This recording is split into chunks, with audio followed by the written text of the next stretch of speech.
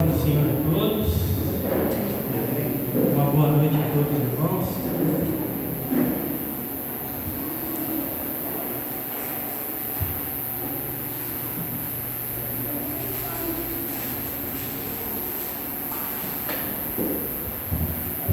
Uma alegria muito grande poder estar com os irmãos mais uma vez esse domingo. Foi um privilégio de poder compartilhar a palavra com vocês. Creio que não sei como você passou a sua semana, mas graças a Deus chegamos juntos aqui mais uma vez. Amém, irmãos? Não foi eu sei que eu falei isso a última vez, mas a semana não foi uma semana muito fácil. A gente foi jogar bola no domingo passado, também uma bicicleta, estava no gol. Indo embora para cá, você vê a minha semana, irmãos. Indo embora para casa. Eu comi um salgado no meio do caminho, me deu uma intoxicação alimentar. Segunda-feira eu acordei com febre, com uma dor no corpo horrível, diarreia. A bateria do meu carro fundiu. Eu fui e troquei. Depois que eu troquei, o cara falou: o alternador não está carregando. Mas amém, né? Que tudo seja para a glória de Deus. Estamos aqui, né? Irmãos, eu quero dividir uma palavra com vocês que está no livro de Atos dos Apóstolos, no capítulo 11.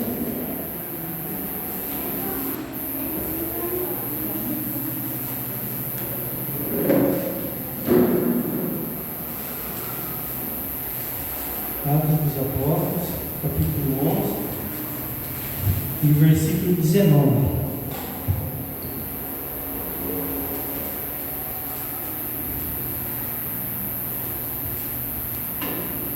Todo mundo achou?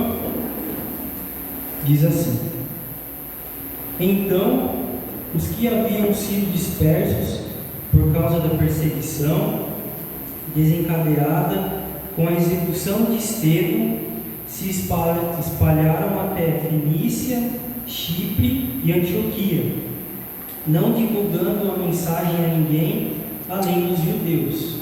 Alguns deles, entretanto, eram de Chipre e de Cirene, e que chegaram até Antioquia. Pregaram também aos gregos, apresentando-lhes o Evangelho do Senhor Jesus. A mão do Senhor estava com eles, e muitos creram e se converteram ao Senhor. Assim que a notícia desse fato chegou ao conhecimento da igreja em Jerusalém, eles decidiram enviar Barnabé a Antioquia. Tendo ele chegado e vendo a graça de Deus, alegrou-se e encorajava a todos, para que permanecessem fiéis ao Senhor com firmeza de coração.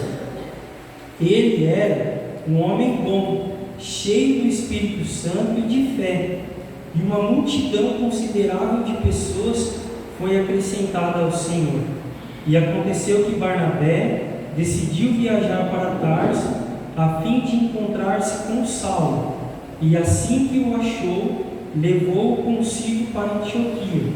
Então, durante um ano completo, Barnabé e Saulo se reuniram com aquela igreja e ensinaram a muita gente.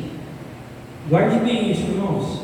Em Antioquia, os discípulos foram chamados pela primeira vez de cristãos.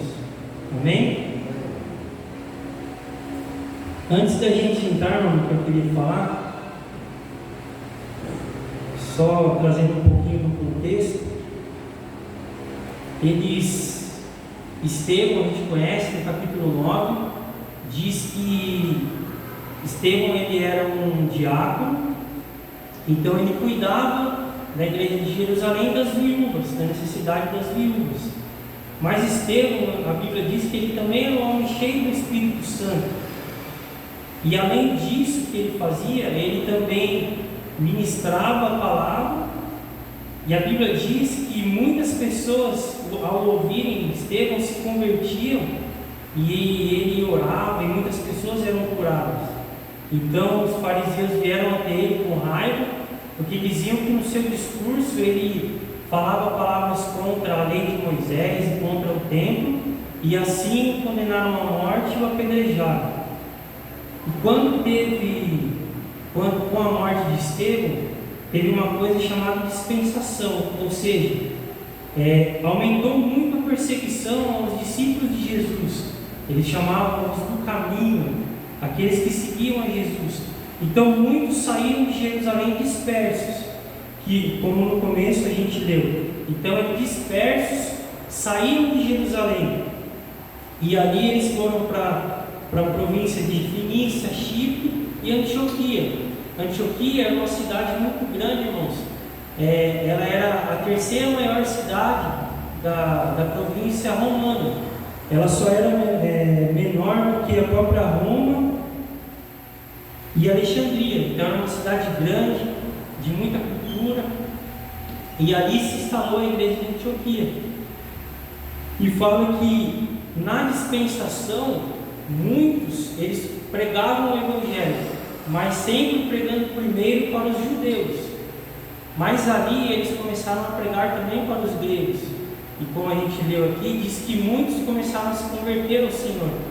Outra coisa legal que a gente nota aqui no texto é que, se a gente for antes, eles sempre falavam Messias. Aqui eles usam muito o Senhor, porque eles falavam para pessoas não só judias, mas gregos e gentios também.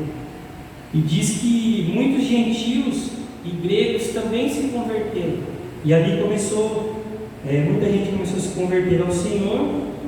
E esse fato chegou até a igreja de Jerusalém. Pedro, João, Tiago, eles ficavam tudo lá reunidos em Jerusalém. Aconteceu isso também com Filipe, um também dos 7 diáconos.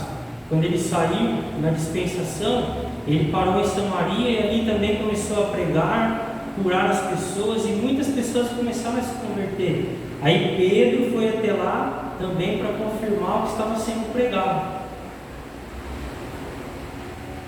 E chegou esse rumor lá em Jerusalém que o evangelho estava sendo pregado em Antioquia. E o que eles fizeram? Se reuniram, separaram Barnabé, que era um homem de confiança deles. Em Atos capítulo 5 fala que ele tinha se convertido. Aquele que diz que também vendeu todas as suas propriedades e dividiu com os irmãos da igreja, suprindo a necessidade de muitos. E ele era um homem muito sábio, um homem que andou com Paulo. E Barnabé, irmãos, ele foi aquele que abraçou a causa de Paulo. Ele viu Paulo de Tarso pregando. E quando Paulo, por ter sido um perseguidor da igreja, ele perseguia cristãos, aonde ele chegava o povo ficava com um pouco de medo, porque ele era perseguidor. Alguém poderia pensar: será que ele está infiltrado? Será que ele está armando alguma arapuca para tentar pegar a gente aqui? Mas Barnabé, ele viu Paulo pregando ousadamente o nome de Jesus, confirmou o ministério dele, que Deus tinha através da vida dele, como se fosse um pai espiritual, um padrinho, e abraçou a causa de Paulo. E por causa de Barnabé, da influência de Barnabé, o povo acolheu Paulo, perdeu aquele medo e o acolheu. E fala que Barnabé chegou até ali, em Antioquia. E quando Paulo chegou, fala que ele se alegrou muito, porque a primeira coisa que ele viu, irmãos, foi a graça de Deus sobre aquele povo. Amém? Vocês estão acompanhando comigo?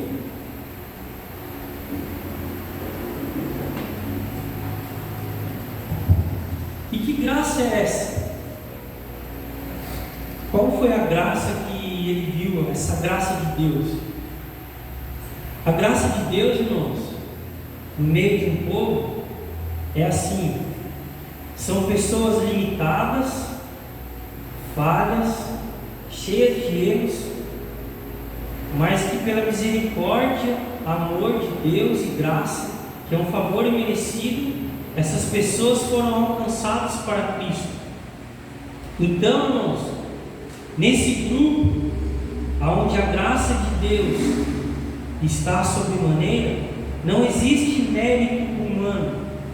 Não é por causa de nós, mas é por causa da graça de Deus. E Deus colocou muito forte no meu coração que é isso que Ele espera de nós, que a sua graça sobremaneira nos guie, que nós a cada dia possamos deixar de lado os méritos humanos, os nossos próprios méritos, para que essa graça possa nos transformar a cada dia, para que essa graça nos leve aos pés da cruz a cada dia, para que essa graça nos erga como novas criaturas em Cristo Jesus a cada dia, que nós possamos nos despir de nós mesmos, dos nossos egoísmos, para que a graça de Deus prevaleça na nossa vida.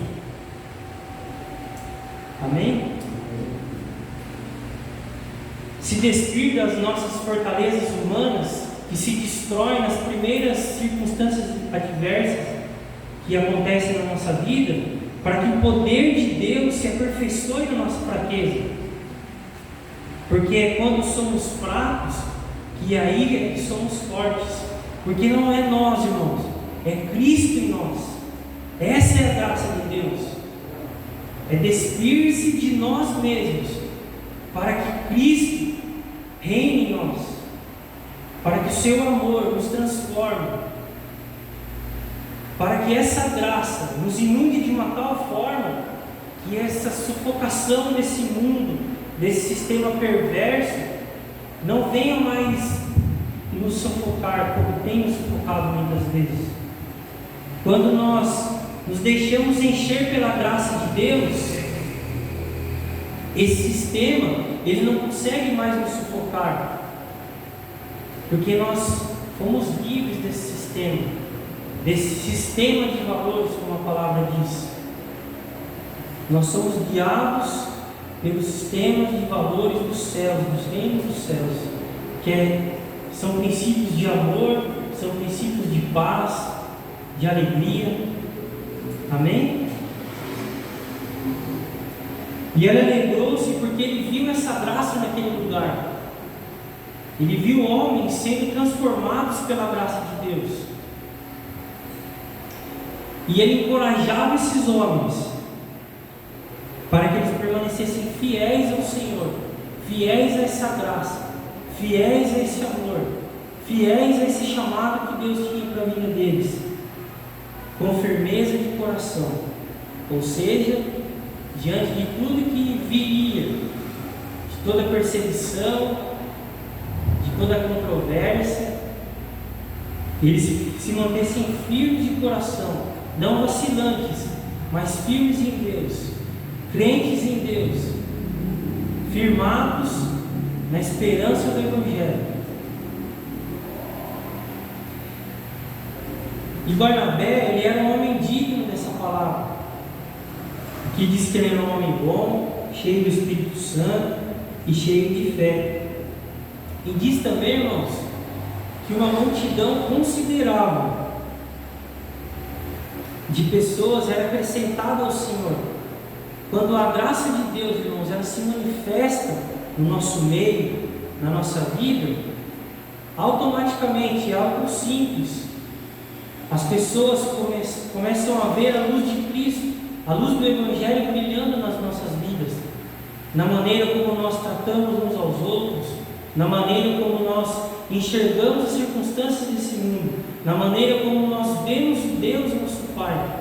E aquilo começa a atrair o olhar das pessoas, porque é diferente do sistema que nós vivemos.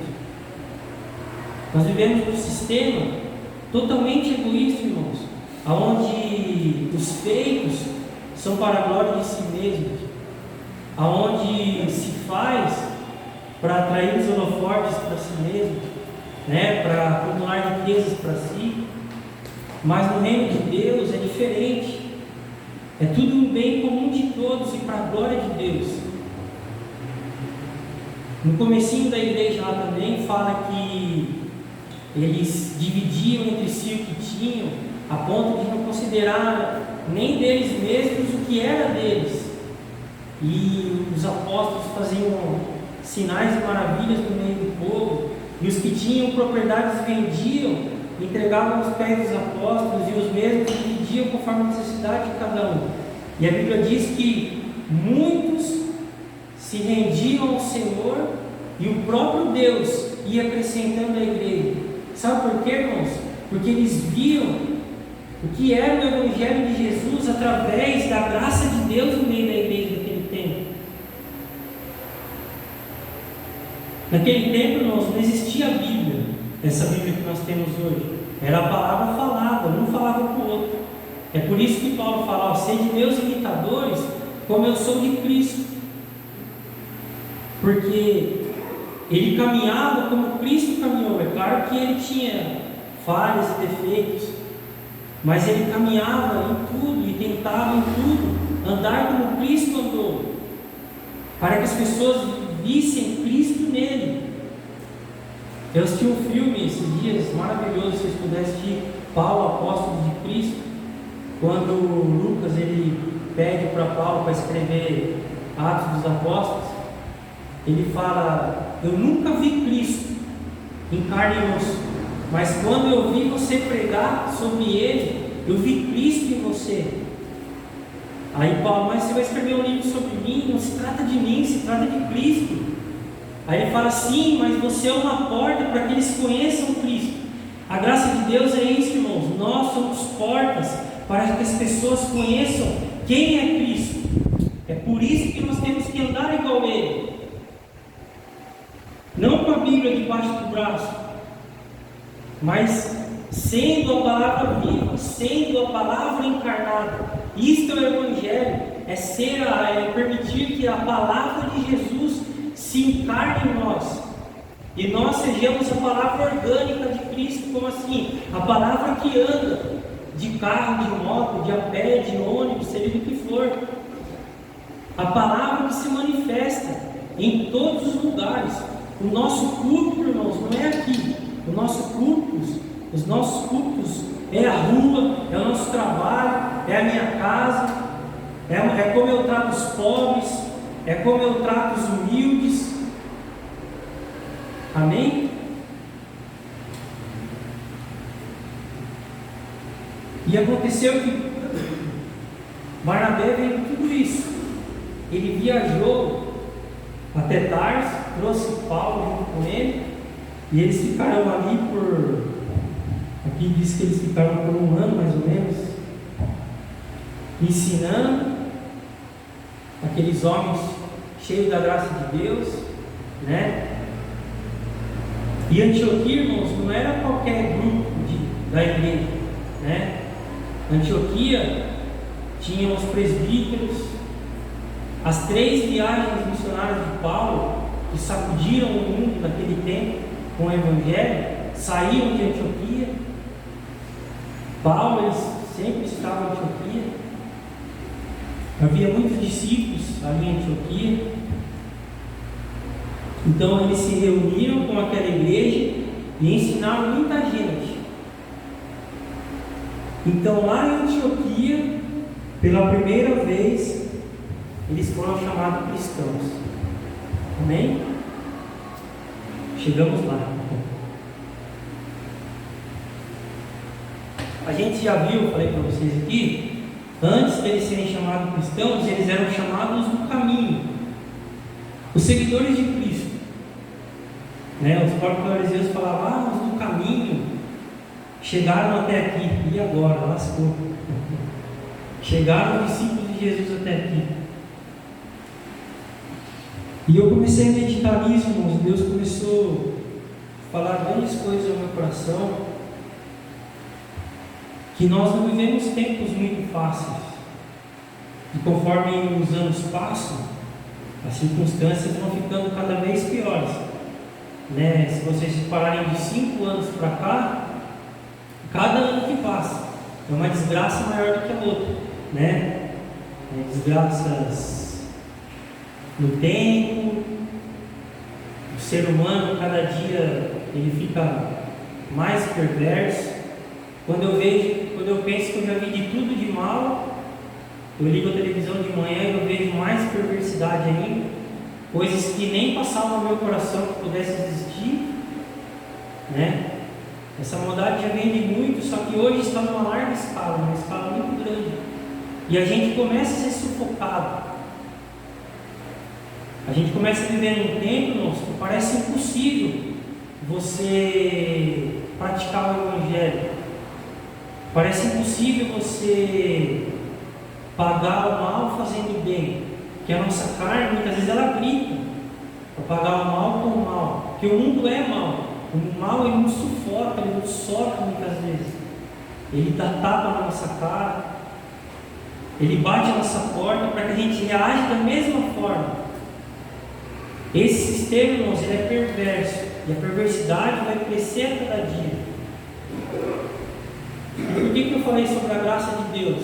Deus falava nítido no meu coração: vocês têm que permitir que a minha graça cresça em vós, no vosso meio, para que a cada dia a minha igreja ela seja mais parecida com Cristo, as nossas atitudes. Essa graça, irmãos, não são atos exteriores apenas. A graça ela é transformadora de dentro para fora. Deus, ele quer que nós sejamos como Cristo, não só da boca para fora, não só aos domingos, aos sábados, aos domingos que seja, mas todos os dias. Sabe por quê? Porque é Cristo agindo em nós. É Ele nos transformando a ser iguais a Ele. E esse é o Evangelho. E porque está escrito aqui, irmãos, que eles foram chamados cristãos. Cristão quer dizer o quê? Um pequeno Cristo, alguém igual a Cristo. Porque aqueles homens ali aprendendo, crescendo na graça, no conhecimento, no amor, na humildade, eles atingiam a maturidade de Cristo. E quando nós crescemos na graça de Deus, conforme os dias passam, nós atingimos a maturidade de Cristo. Pensamos igual Ele pensava, agimos igual Ele agia nas adversidades. Como a Bíblia diz, quando Ele era esbofeteado, Ele não reagia de forma violenta, mas apenas com a verdade. E uma verdade não só falada, mas agida, porque Ele era a própria verdade encarnada ali diante dos malfeitores. A verdade crucificada, que não deixou de ser verdade. Amém? A proposta do Evangelho, irmãos, é que nós sejamos cristãos, não apenas crentes. Porque crente, ele crê em algo. O diabo é crente. Todo mundo é crente em alguma coisa. Mas o cristão é aquele que é um pequeno Cristo, um seguidor de Cristo. Como, irmãos, por exemplo, que você reconhece um discípulo de alguma coisa, ou de alguém, quando você vê a quem ele representa, né? Por exemplo, se você vê uma pessoa andando de kimono, com a faixa na cintura, você fala: aquele ali é lutador de jiu-jitsu, ele segue algum mestre, né? Se você vê antigamente a gente andava de terninho, né? E falava o crente lá. Mas isso não basta. O Evangelho, Cristo em nós, ele é demonstrado em atitudes. E eu acredito que o mundo aí fora já está cheio de ver gente dizendo que segue a Cristo, mas anda no contrário do que Cristo ensinava. Como a Bíblia diz, aquele que diz que conhece a verdade e anda contra a prática da verdade é melhor que não tivesse conhecido. Mas nós que conhecemos devemos colocar em prática essa verdade, para que as pessoas vejam Cristo através das nossas vidas. Eu trouxe uma mensagem um tempo atrás, quando Jesus perguntava, né? Que dizem que eu sou? Mas e vocês que dizem que eu sou? E aquilo fica na minha cabeça até hoje, irmãos. O que as pessoas dizem que eu sou através da sua vida, através do que você fala, através do que você faz, através de como você trata sua mãe, como você trata seu pai, como você trata o seu irmão, seu semelhante, o devedor, como você trata o pobre, o humilde, o órfão, a viúva, como você trata eles, o que as pessoas dizem que eu sou através disso? E isso tem martelado muito forte tempos no meu coração, irmãos. Porque esse negócio de pandemia, de vacina, isso tem nos sufocado de uma forma, e a gente fica tão preso nisso, que a gente muitas vezes esquece o Evangelho. A gente fica sabendo se a gente quer saber se a melhor vacina é de Oxford, se é da China, se é da Cracolândia. A gente fica nessas dúvidas doidas e a gente esquece, irmãos, que o melhor é o Evangelho. Amém? Não que eu não vou tomar, ou eu vou tomar, não sei, isso é uma questão de cada um. Mas o melhor é o Evangelho. A gente fica esperando do Bolsonaro, do impeachment, do Laral, sei lá de quem. Meus irmãos, eles são homens, falhos. Nós temos que esperar em Deus. Orar sim pelas autoridades, é isso que o Evangelho ensina. Mas esperar de Deus e fazer a nossa parte. Amém? Irmãos, o que nós podemos mudar através do Evangelho são a vida das pessoas. O curso desse mundo não vai mudar. Já está escrito aqui, ó. O curso desse mundo é a perdição, não vai mudar. O que eu posso mudar é o curso da vida das pessoas, apresentando aquele que pode mudar o curso da vida dela. Assim como ele mudou a minha, assim como ele mudou a sua. Amém? O sistema que a gente vive é podre, irmãos, é perverso. Não tem mais conserto. Deus pode mudar? Pode. Eu vou orar, vou fazer a minha parte, mas eu vou querer viver o Evangelho e pregar o Evangelho. E vai chegar o tempo, irmãos, que a gente não vai poder ter essa liberdade que a gente tem. Ainda bem que os que ganhou aí ainda lutam por uma coisa ou outra. Mas se fosse um outros, coitado, a gente nem policia animais, já estão proibindo de falar de Jesus nas escolas. Mas se nós não pudermos falar de Jesus com a boca, Pedro disse: primeiro obedecer a Deus, depois aos homens. Vamos falar assim. Mas se cortar a nossa língua, vamos parar de falar de Jesus? Não. Eu prego Jesus através das minhas atitudes. Amém? Talvez, irmãos, vai ter gente que nunca pegou numa Bíblia e até o dia que se converter, nunca vai pegar e nunca vai ler o Evangelho e ouvir falar de Jesus. Mas talvez, através de uma atitude nossa, da graça de Deus na nossa vida, ele vai ver Jesus. Ele olha e fala: mas que negócio esquisito é esse cara? Eu estava falando com um rapazinho esse dia no trabalho, a gente conversando sobre Jesus. Ele falou: nossa, que legal, você falando de Jesus sim, traz até esperança no coração. Ele falou para mim. Aí eu: é justamente isso. O Evangelho é esperança no coração do homem. O Evangelho traz vida ao que está morto. Faz o cego enxergar, e isso não é só físico, é espiritual também. Faz o surdo ouvir, né? Por isso que a Bíblia fala assim, ó: aqueles que têm ouvido, ouçam. Não é ouvir só a mensagem por aqui, mas é entender do coração. Ouvir a mensagem do Evangelho, está cheio de gente ouvindo, mas ouvindo, entendendo com o coração, são poucos. Em Mateus fala, irmão, que grande é a seara e poucos são os trabalhadores, mas nós devemos orar para Deus enviar trabalhadores ao campo. Amém? Nós temos um grande campo, uma grande seara aí. Talvez nós somos um menor número, é claro que Deus tem muito mais espalhado por aí. Mas assim como ele acrescentava, se nós vivermos o Evangelho simples, ele vai acrescentando ao nosso meio também. E nós vamos nos completando. É bom estarmos aqui reunidos sempre, assim como eles estavam lá por um tempo, ouvindo, adquirindo sabedoria, crescendo, entendendo o Evangelho com o coração e praticando, para que nós juntos Porque nós não fazemos nada sozinhos, é juntos. Somos um corpo. É um corpo só, mas de muitos membros. Todos nós, juntos, caminhando, vivendo o Evangelho, permitindo que a graça de Deus se manifeste na nossa vida. Deus ele vai acrescentando, irmãos. É uma coisa simples e natural. Não precisa de novas formas. Não precisa de entretenimento. Porque quem convence o homem é o Espírito Santo de Deus. Nós plantamos a semente, um outro rega, mas quem dá o crescimento é o Espírito Santo. Quem convence é Deus. Quem atrai com cordas de amor é Ele. E Ele pode ver esse amor através da minha e da tua vida.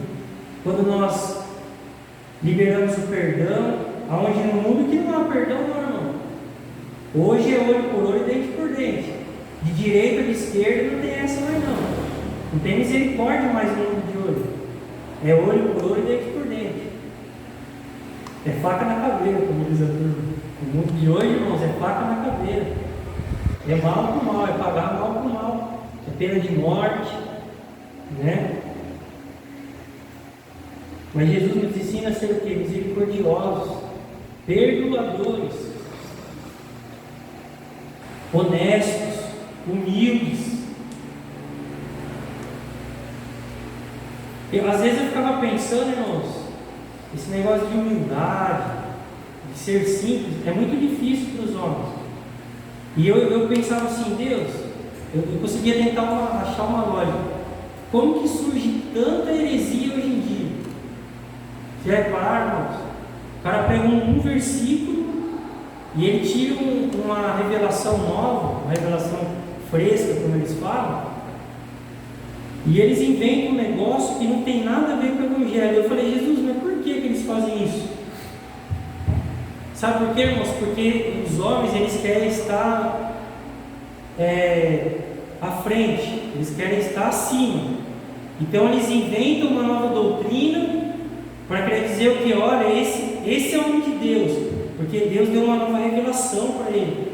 Então, de uma coisa simples que transforma a vida das pessoas, ele tira uma coisa absurda do ridículo, inventa uma doutrina, porque eu tive uma revelação da bênção, e as pessoas, porque querem a bênção, começam a seguir. É por isso que existe tanto falso profeta hoje. E uma das missões dos cristãos é se opor a isso, irmãos. Se os cristãos que se dizem cristãos se opusessem a isso, da mesma forma que se opõem a bebida, cigarro, não tinha tanto herege igual tem hoje. Porque se vê demônio no irmão que bebe uma cerveja, no outro que fuma cigarro, no outro que toma Coca-Cola, no outro que usa a roupa da Volvo.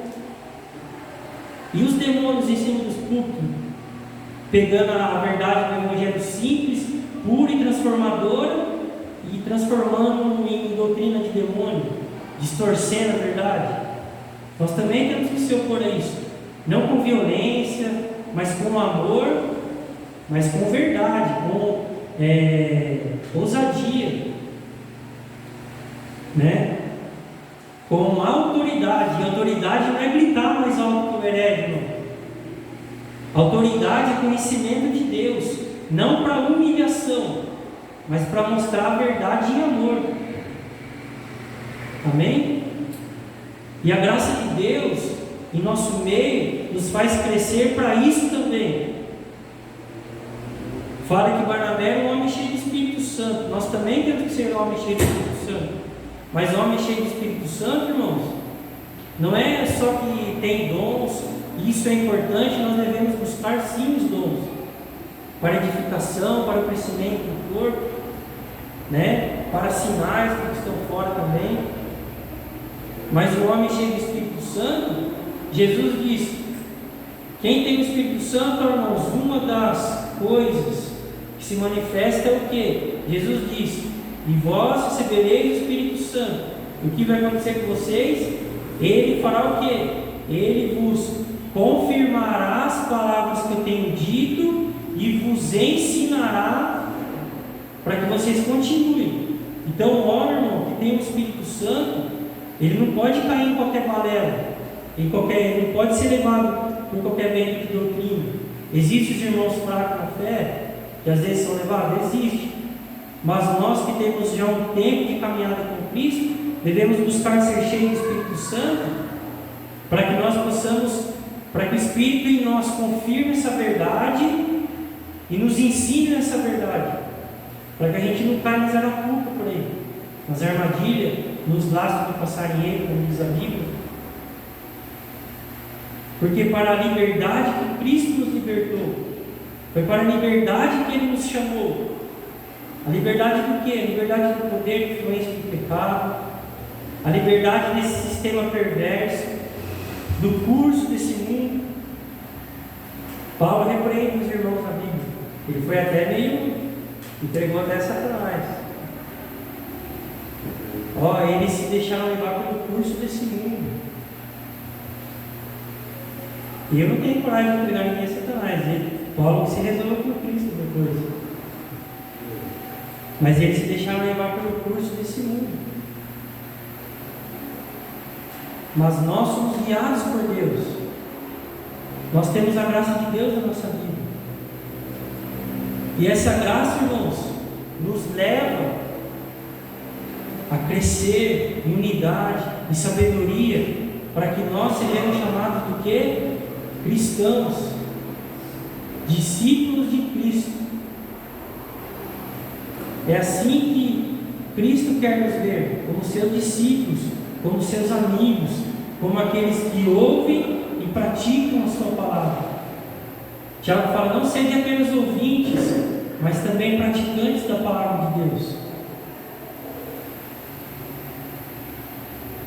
E Deus falava, irmãos, no meu coração: seja praticante, não seja um hipócrita que fala uma coisa e vive outra. Cristo, irmãos, foi o maior exemplo que nós temos. Ele foi o maior exemplo de graça, irmãos. Porque você pode pegar qualquer outro governante desse mundo, quando ele entra numa guerra, ele fica sentado numa mesa, cercado de luxos e paparicos, e manda um monte de gente para morrer em nome dele, em nome da causa dele. Cristo, Ele foi e morreu pela causa do Evangelho.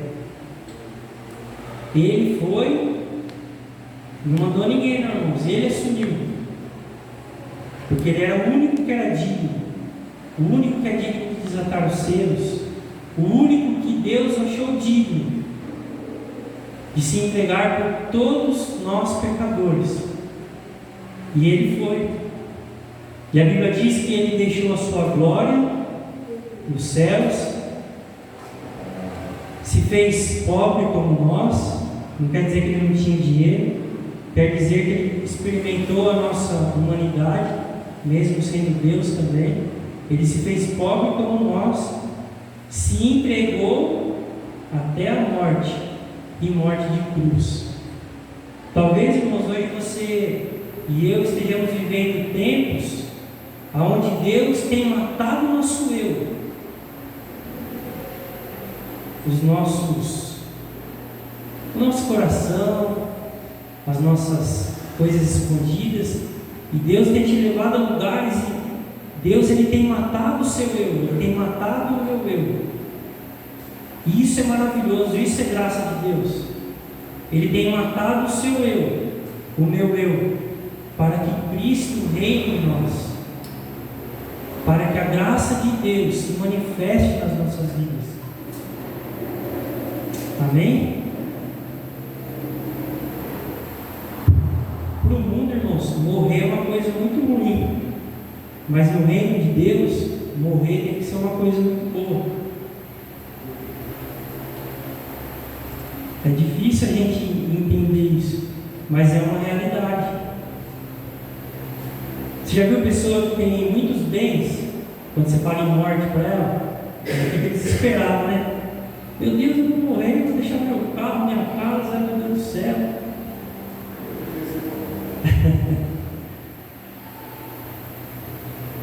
Mas quando a gente entende a graça de Deus, irmãos, é igual Paulo.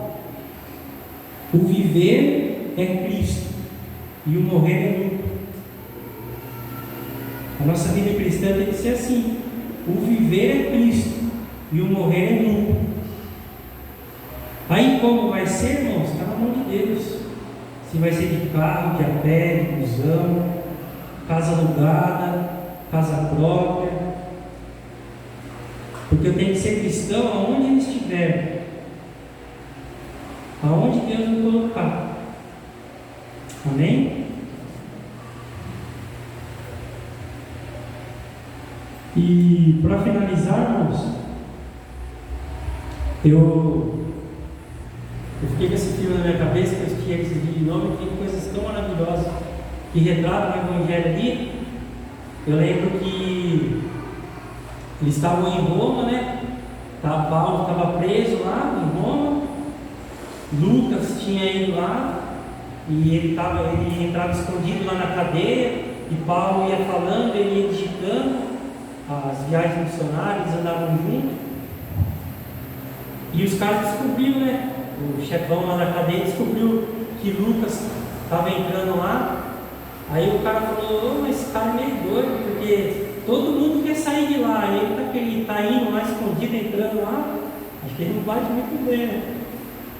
Aí o líder da cadeia perguntou lá para os generais do exército: quem é esses tal de cristãos aí? Ah, eles são seguidores de Cristo. Mas como eles são? Ah, ninguém sabe. A única coisa que se sabe é que eles têm uma afeição muito grande por órfãos e viúvas. Naquele tempo, irmãos, para você ter uma ideia do amor que a igreja tinha, apesar de todos os seus problemas que tem igual hoje, os órfãos eram assim, irmãos. Eles eram largados lá na rua para morrer mesmo. Então ninguém dava comida, era um ou outro que se compadecia. E as viúvas os órfãos, as viúvas, eram como se fosse um peso para o Império Romano. Então eles eram largados lá para morrer mesmo. E eu achei lindo quando ele falou aquilo. Eu não sei muito bem, eu só sei que eles têm uma afeição muito grande.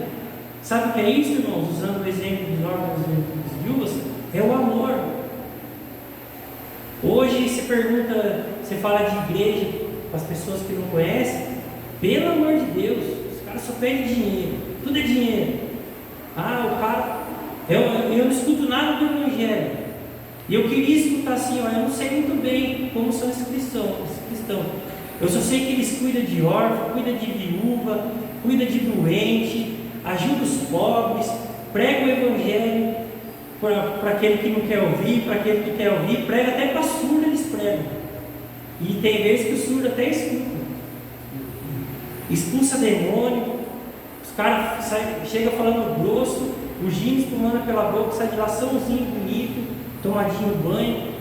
Sabe, irmãos, é isso que eu queria ver. E eu tenho certeza que é isso que Cristo quer ver de nós. Quando perguntaram, mas quem são esses cristãos? Como eles vivem? Eles são humildes, eles servem a Jesus, eles não seguem outros deuses. Se você falar que vai jogar eles na fornalha, ele fala, pode jogar. Se Deus quiser livrar, ele livra. Se Ele não quiser livrar, não livra. É isso que Deus espera de nós. Difícil é essa, né, privada? Mas isso é o Evangelho, irmãos. Né? O Evangelho é tão libertador na vida do ser humano. Lá no Oriente Médio, muitos países da África, onde a grande maioria é muçulmano, irmãos, nunca se morreu tanto cristão assassinado igual se morre hoje. Se a gente for ver a história da igreja perseguida, eu acompanho, se eu não me engano, o último dado, morria 60 mil cristãos assassinados todo ano, de várias formas, afogado, com tiro, crucificado. Nesses lugares, irmãos, para eles é um privilégio, até porque é da cultura deles. Se você pega alguém que vem da cultura, por exemplo, islâmica, ele já desde pequenininho, ele já cresce assim, morrer por Allah é bom. Quando ele se converte e conhece a verdade do Evangelho, então, se morrer por Allah e achava que era bom, imagina por Cristo. Amém? E eu acho que talvez a gente não vai chegar aqui nesse patamar, mas já tem perseguição. A gente é perseguido muitas vezes dentro da própria igreja por causa da liberdade que Cristo nos dá, né? Mas é isso que Deus espera de nós. E eu vejo diante de tudo que está acontecendo ao mundo, é isso que o Espírito Santo tem levado à igreja, né? Para que os verdadeiros se manifestem. A Bíblia diz que circunstâncias adversas apareceriam para que os verdadeiros irmãos se manifestassem, né? Então aquele que é, aquele que não é, não é. Não adianta querer tirar água boa de fonte que jorra água ruim. É isso que o Evangelho diz. Não adianta eu querer colher bom fruto de árvore que não tem fruto. O meu dever é amar, respeitar, ser humilde, mas também viver a verdade, viver o amor.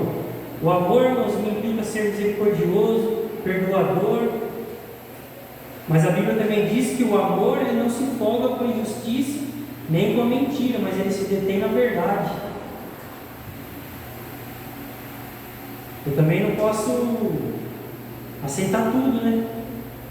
Não estou falando de levar um tapa e dar outro. Estou querendo dizer, eu não posso também viver na mentira. Por exemplo, ver a pessoa viver na mentira e ela ser próxima a mim, eu ter a oportunidade e permitir que aquilo. Se eu faço isso, muitas vezes eu sou conivente. Amém, irmãos? É isso que Deus colocou no meu coração. E se você quiser ficar de pé para a gente orar.